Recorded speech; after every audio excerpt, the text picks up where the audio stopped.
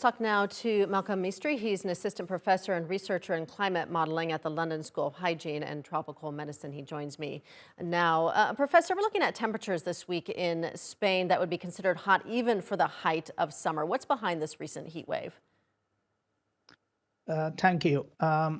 So as you noted in the broadcast earlier, there is a high pressure weather system that's stalled largely over northern Atlantic bordering Spain, and you have this warm mass of air coming in from North Africa, which is giving rise to these exceptionally high temperatures for now over Spain. I know that Spain in particular is a very popular place for tourists, but there are reports that it could become too hot for tourists. Do you think that's really a possibility? There will always be such kind of weather patterns and the extremes associated with that. So indeed, with climate change, as we are seeing with the simulations from climate models, the magnitude and the frequency of such weather extremes are likely to increase in a number of parts of the world. And Spain is one of them which is not immune to that.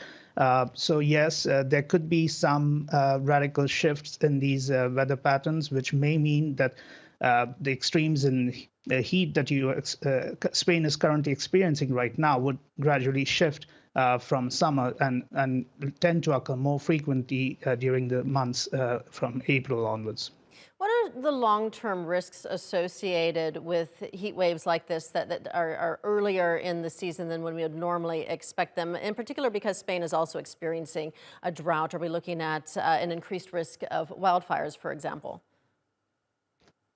The risks are quite a lot. Firstly, with agriculture, there is a certain seasonal pattern of crops, and the crops are expected to have a certain length of period over which the temperatures are considered optimum, and also rainfall that the crops would expect for productivity. But if you don't have that, then the risk associated with crop productivity are quite dire. And in the case of Spain in particular right now, it's quite a sort of an unfortunate a blend of two episodes, one a prolonged drought and then this current heat wave. With regards to health, again, there can be very serious consequences depending on the amount and the time of exposure that people are exposed to these kind of warm temperatures. If there is any consolation, the forecasts right now are more of dry heat and not humid heat, which basically means that you can still the body can still perspire and sweat and reduce the core temperature, but it doesn't mean that there's any less risk associated to health, and people would require to take precautionary measures, the simplest one being try to stay indoors most of the time and drink a lot of fluids. All right, we'll leave it there. Malcolm Mistry joining us from London. Thank you. Thank you.